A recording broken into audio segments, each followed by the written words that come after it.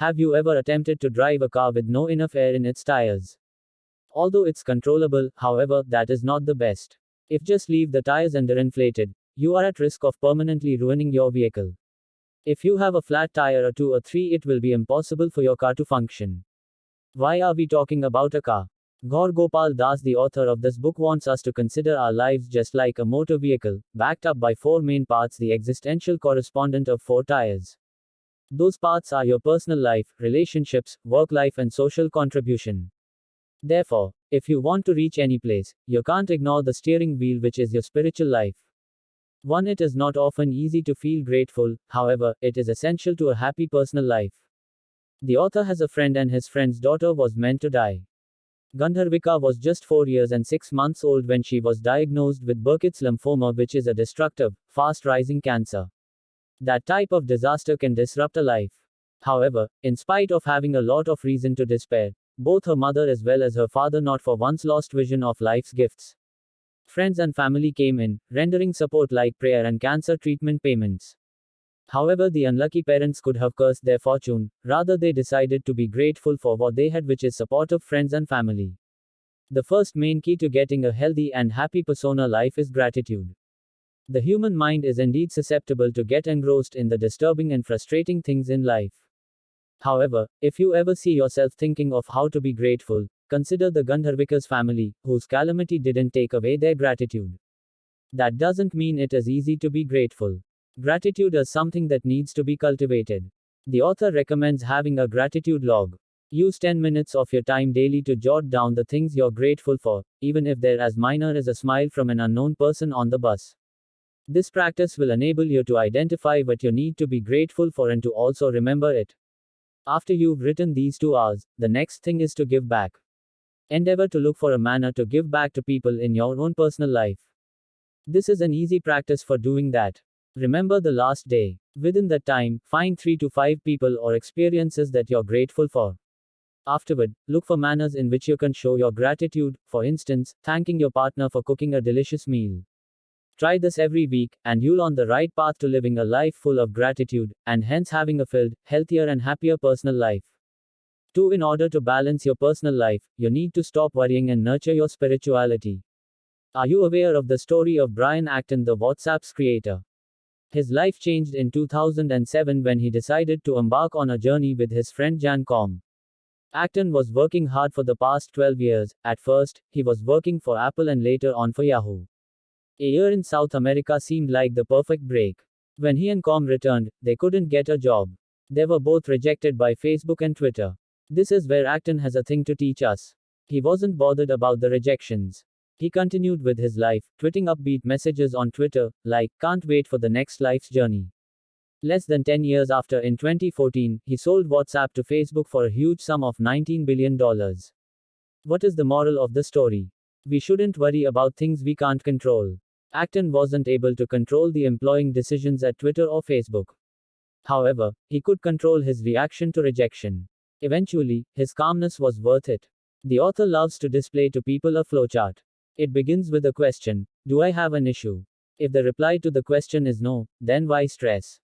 But if the answer to the question is yes, then there's also another question: can I do something about the issue? If the answer to the question is yes, why should you worry? Then if the answer is no, why should you worry? All the entire arrows to this chart leading to why worry combines the spiritual principle of detachment with clarity. If you can address your problem, that means you don't actually have a problem. If you can't do something about it, then you don't have a problem, since the problem is beyond your control. Now, this doesn't mean you shouldn't try to address the problems you are facing. However, if there is really nothing you can do, like when Twitter and Facebook rejected Acton's job applications, there's no need in wasting your time worrying. Additional, in order to improve your personal life, you have to cultivate your spiritual practice. The author reminds us that we are spiritual beings. That doesn't mean he encourages any one God. Rather, he inspires us to connect to our God, meaning the oneness that the entire gods signify. Seeking this connection will enable us to spread love to others and to ourselves. This can be done through meditation. Das prefers mantra meditation, which involves reciting meaningful or holy words. For example, the author repeats the name of God. Also, Meditation has countless practical advantages like it relieves stress and it fills us with a sense of purpose. A healthy spiritual life and avoidance of worry should make up for your personal life and equip you to challenge the next part, relationships. 3. In order to develop your relationship, which is the second part of your life, you need to look at yourself. There was a couple, husband and wife. The wife regularly gave disapproving comments about the cleanliness of their neighbor's clothes. Anytime their neighbor hung their cloth to dry after laundry, the wife would look at it and talk about the dirtiness. One day, the wife saw from the window and was surprised. The clothes were very clean. She assumed that someone else did their laundry for them. That's when the husband told her that he cleaned the window that early morning. When you see other people, what type of window are you looking at them from? Before you can really perfect the second key part of life, relationships, you need to take a look at yourself. The author mentions 5 different kinds of people, each with their own manner of seeing others. The type 1 people see no good in others. Maybe because of jealousy or insecurity, those type of people only see the bad, and they regularly extend the negative qualities they see. Those people wouldn't even see the laundry as clean even after their windows have been cleaned. Type 2 people can see some good and some bad, but they concentrate on the bad. Incredible things may be occurring within them, however, they discount them in favor of bad things. Type 3 people are similar to the type 2, however, instead of concentrating on the bad, this type is uninterested to either bad and good. They basically have no interest. Type 4 people can identify both good and bad, however, they don't concentrate on the bad. Since it's normal for humans to get hung up on life's bad sides, those types of people have to give a great deal of work. However, this work can protect relationships and develop decision making. Lastly, there's type 5. These people are very uncommon. They do not see any bad at all. If they see a bit of good, they hold on to it and enlarge it. Such a way to life is merely possible for the most enlightened people, and, certainly, for the majority of us, it wouldn't be practical. We ordinary humans should aim to become type 4 people. If we can accomplish that, we'll be on the path to improving our relationships. 4. You need to be cautious when providing constructive feedback, and learn to cultivate forgiveness. How can we turn into a type 4 person, who is a person that is aware of both bad and good, but decides to concentrate on the good in people and offer them with kindness and respect? The first thing is to be conscious of how we talk to others, particularly when it comes to providing constructive feedback. You are aware of the saying that goes thus: sticks and stones can break my bones, but words will never hurt me. No piece of received wisdom has ever been less accurate. Words are like weapons and they can cause emotional wounds that take several years to heal. Therefore, before you state something crucial, you need to ensure that it is proper by asking yourself these 4 questions. Firstly, am I the exact person to provide corrective feedback? If the person you're about to give this feedback to is someone you don't know or know well, it's best not to talk. But, if the person is a close friend or a member of your family, you may go on to question 2, which is, do I have the right reason to provide corrective feedback?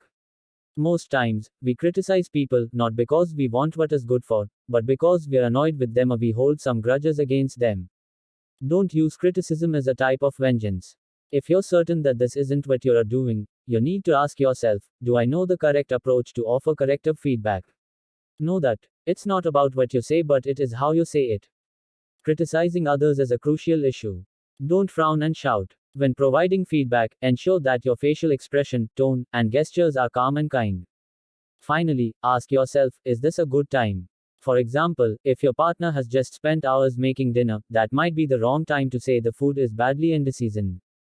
Talk about it later and have a positive discussion, instead of hurting the feelings of your partners. Forgiveness is also another essential part of relationships. One method to develop your ability to forgive is to detach the person from the matter.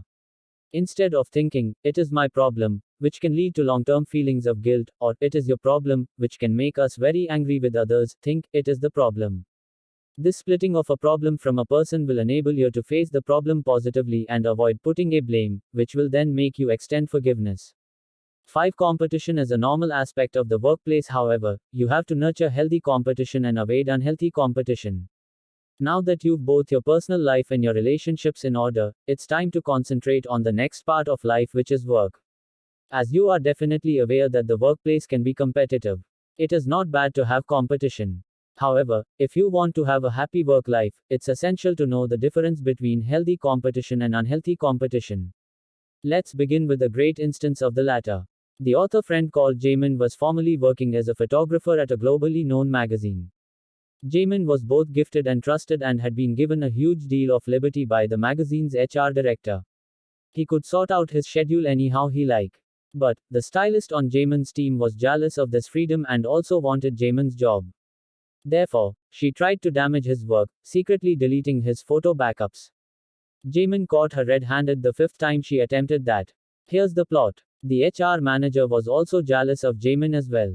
Therefore, when Jamin reported what the stylist had done, the manager didn't interfere. Rather, he and the stylist said to the director that Jamin was unskilled and a liar. Eventually, the truth came out that Jamin hadn't been lying. The director pleaded with him not to go, however, Jamin was done. He didn't want any part in such a workplace that had toxicity and he decided to have his own studio. This is the type of malicious, envy-fueled competitiveness that does nothing but hurt. How can one compete in a healthy manner, then? The key thing is self-competition. You shouldn't compete with other people, wishing for their belongings or power or opportunity. You have to do that with yourself. Let's use the example of actor Matthew McConaughey, who expressed concisely his exemplary manner to competition in an Oscar acceptance speech back in the year 2014.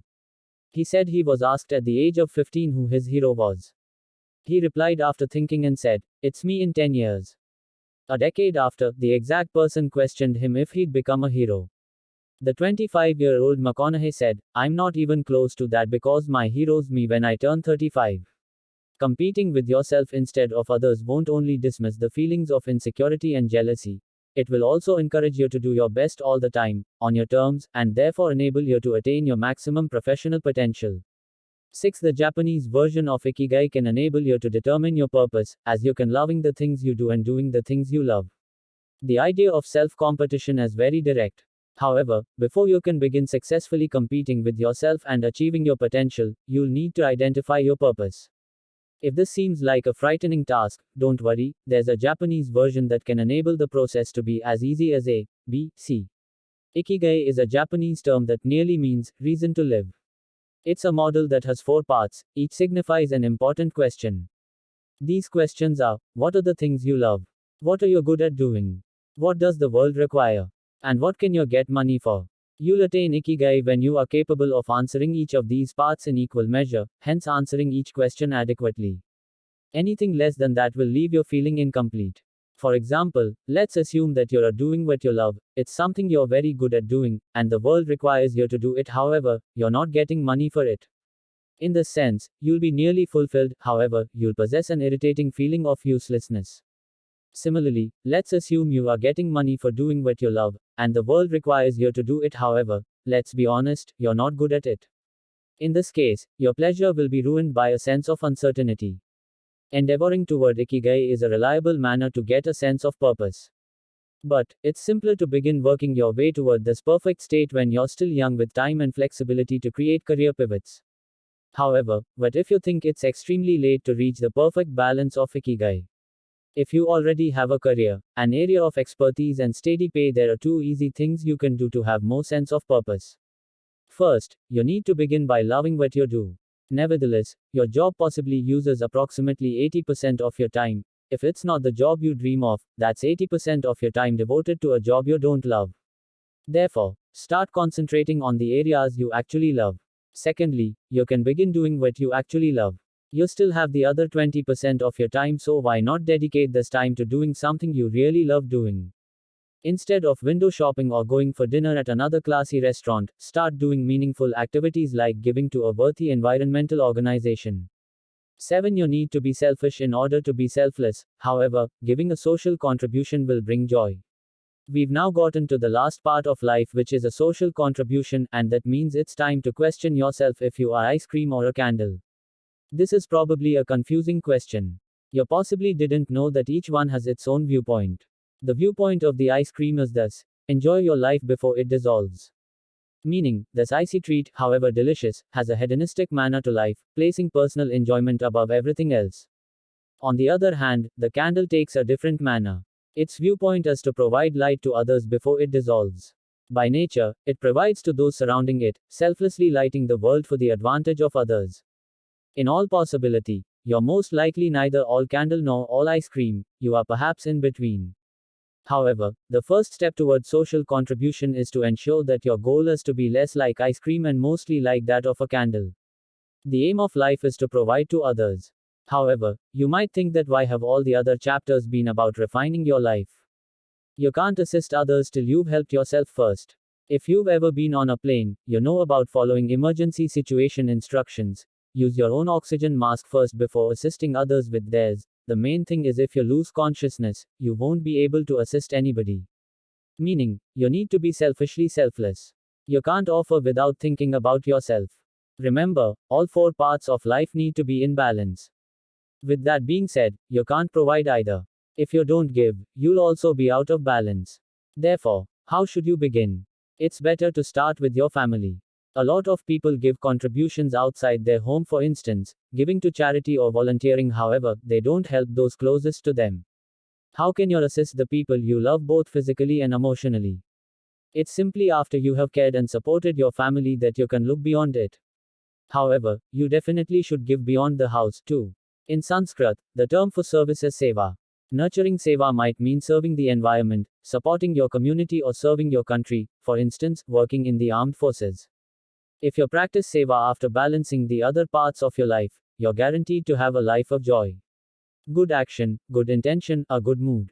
It's essential to question why and how we are helping others when doing social contributions. Therefore, before you take part in any mindless kindness, you have to ask yourself these three questions. The first question is it a good action? The notion here is that you shouldn't behave in a manner that doesn't fit with your spiritual values. The second question is, do you have a good intention? Giving is not essentially about receiving. If you see yourself waiting to be rewarded or respected for your support, verify your intention. The third question is, are you generous with the correct mood? If you're giving out because you need to, the answer is no. A social contribution needs to be from the depths of the heart.